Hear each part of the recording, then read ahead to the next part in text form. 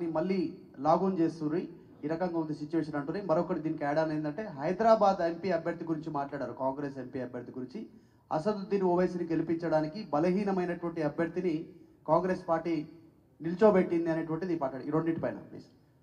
మొదట ఎన్నికలకు వద్దాం. హైదరాబాద్ నగరాన్ని జంట నగరాలను 3 జిల్లాలుగా విభజించిన మేము హైదరాబాద్, సికింద్రాబాద్, ఖైరతాబాద్. ఖైరతాబాద్ జిల్లా అధ్యక్షునికి ఎమ్మెల్యే టికెట్ ఇచ్చినాం.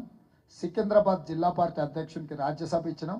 హైదరాబాద్ జిల్లా అధ్యక్షుడికి హైదరాబాద్ పార్లమెంట్ టికెట్ ఇచ్చినాం. మేము మా పార్టీలో ఉండే నాయకులకు మేము టికెట్లు ఇచ్చినాము. అదే భారతీయ జనతా పార్టీ నాయకులను కాదని ఇచ్చిన టికెట్ హిందువులకు 60% పైగా హైదరాబాద్ పార్లమెంట్లో ముస్లిం జనాభా ఉంటే హార్డ్ కోర్ హిందూ లాంగ్వేజ్ కూడా కాదు, ముస్లిమ్స్లని కించపరిచే విధంగా మాట్లాడే వాళ్ళని పెట్టడం ద్వారా నరేంద్ర మోడీ గారు అసదుద్దీన్ ఓవైసీని ఎన్నికలు గెలిపించడానికి ఒప్పందం చేసుకున్నాడు. నరేంద్ర మోడీ గారు ఈరోజు అసదుద్దీన్ ఓవైసీ గారిని ముస్లిమ్స్ ఓడించాలని అనుకున్నా ఆ ముస్లిమ్స్ ఓటేయలేని పరిస్థితి నరేంద్ర మోడీ గారు కల్పించిండ్రు.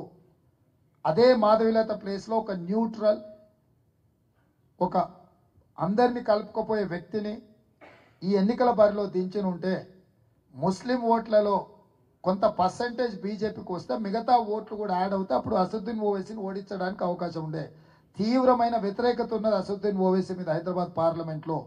కానీ ఆ వ్యతిరేకత ఉన్నా సరే ఇటు పక్కన ఓటు వేయలేని పరిస్థితి కల్పించిందే నరేంద్ర మోడీ గారు.